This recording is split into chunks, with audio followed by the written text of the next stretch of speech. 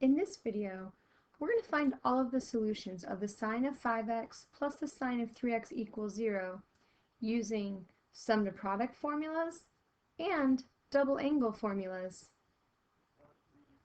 So here we see that we have two sine functions being added together.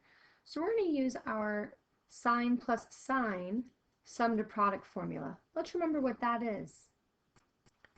So here we see that our u is the 5x and that our v is the 3x. So let's go ahead and let's rewrite this. So now we can see that we're left with 2 times the sine of 5x plus 3x divided by 2 times the cosine of 5x minus 3x divided by 2 equals 0. So those inside pieces, we want to go ahead and simplify those. So we're going to add our 5x plus 3x and then divide it by 2, and then take our 5x minus 3x and we're going to divide it by 2, which leaves us with 2 times the sine of 4x times the cosine of x. So we want to try and solve for that, and we're going to go ahead and divide both sides of this by 2 to eliminate our 2, which gives us the sine of 4x times the cosine of x equals 0. And now we can use our zero product property to split those apart. So now we have the sine of 4x equals 0 and the cosine of x equals 0.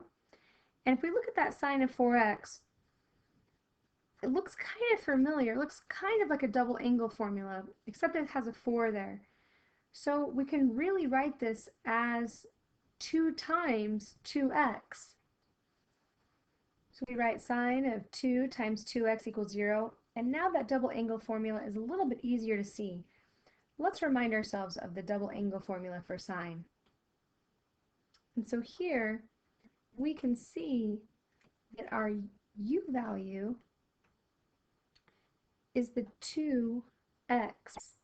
So let's go ahead and let's rewrite this, which gives us 2 times the sine of 2x times the cosine of 2x equals 0. And so now we can go ahead and we can divide both sides by 2. So now we have the sine of 2x times the cosine of 2x equals 0. And we see that we have another situation where we can use the sine double angle formula, but also the cosine double angle formula once we use the zero product property to split them apart. So we're going to go ahead and rewrite our sine of 2x equals 0 using our double angle formula for sine. And since we're out of room, we're going to move it up here to the top. So rewriting it gives us 2 times the sine of x times the cosine of x equals 0. And we're going to go ahead and divide both sides by 2 to solve. And we get the sine of x times the cosine of x equals 0. And then we can use the zero product property to split those apart to solve. So to find our answers, we're going to want to look at our unit circle. But notice that we have a cosine of x equals 0. And that's something that we had earlier that we hadn't tried to solve for yet. So now we see that we're going to end up with the same answers there, and we won't need to write them twice.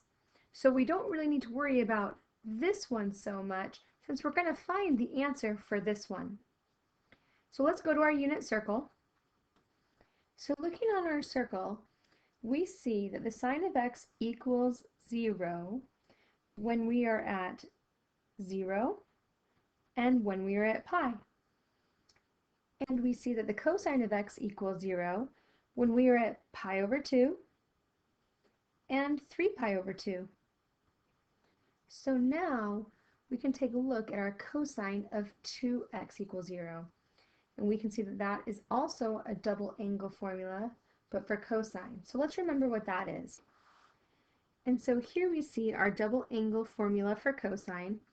So we're going to go ahead and rewrite that. So we have 2 times the cosine squared of x minus 1 equals 0. And so we want to solve that. So we're going to start by adding 1 to each side to get rid of our 1. And then dividing both sides by 2.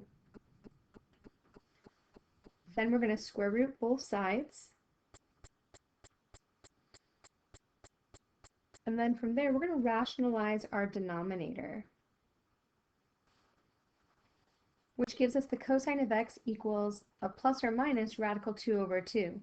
And if we look on our unit circle, where cosine of x equals either a positive or a negative radical 2 over 2, we see that that happens at pi over 4, 3 pi over 4, 5 pi over 4, and 7 pi over 4. Looking at our three sets of answers, we see that we don't have any repeating values. And so we don't have to worry about not including some answers, which means that our solutions are x equals 0, pi over 4, pi over 2, 3 pi over 4, pi, 5 pi over 4, 3 pi over 2, and 7 pi over 4. And we're done.